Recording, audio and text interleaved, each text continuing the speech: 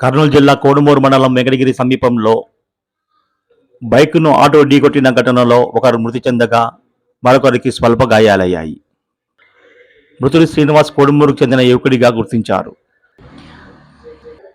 బైక్పై శ్రీనివాస్ కోడుమూరుకు వస్తుండగా కోడుమూరు నుంచి అలీనగరంకు వెళ్తున్న ఆటో ఢీ కొట్టడంతో ప్రమాదం సంభవించినట్లు తెలుస్తుంది.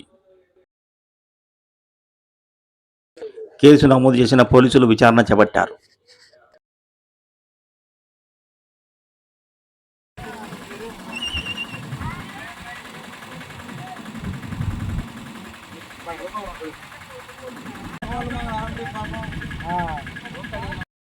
బండి వచ్చిందా లేదా